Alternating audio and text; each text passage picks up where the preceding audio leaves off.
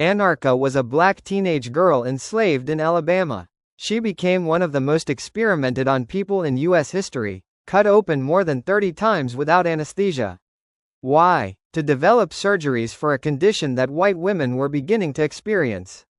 This is her story. After a long and traumatic labor, Anarcha developed vaginal and rectal fistulas, tears between the birth canal and her bladder and rectum.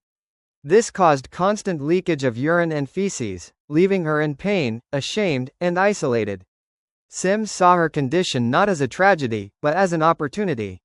He believed she was the perfect subject to test surgical procedures he hoped to one day use on white women.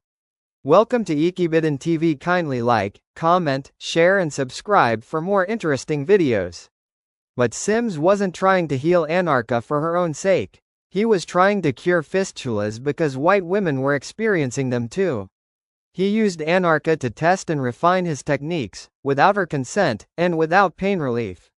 Sims refused to give her anesthesia, claiming black people didn't feel pain like white people. He operated while she was fully awake and restrained. She cried out in agony. He recorded her reactions but didn't stop. Once he perfected the surgery on Anarcha, Sims began treating white women, this time with anesthesia and care. They got the benefits. Anarcha was discarded. Her pain built a legacy she would never be credited for. Anarcha wasn't alone. 2 other enslaved women, Lucy and Betsy, were also operated on without anesthesia. Lucy nearly died from infection. Sims used them over and over, turning their bodies into test sites for procedures that white women would later rely on. Sims became known as the father of modern gynecology. He opened the first women's hospital in the U.S., received international praise, and had statues built in his honor. Meanwhile, Anarcha, Lucy, and Betsy were never named, never thanked, and never honored. For more than a century, they were left out of history. Their names weren't in medical textbooks. Their suffering was hidden behind Sims' success. The pain of black women was used, but never acknowledged. Today, that's changing. In 2021, artist Michelle Browder unveiled a monument in Montgomery, Alabama, honoring Anarcha, Lucy, and Betsy, calling them the mothers of gynecology. It stands near the place where they were experimented on. Anarcha was a young girl whose pain helped build a medical field that erased her. Her body was used to develop treatments that would go on to help white women and the rest of the world while she was left behind in history.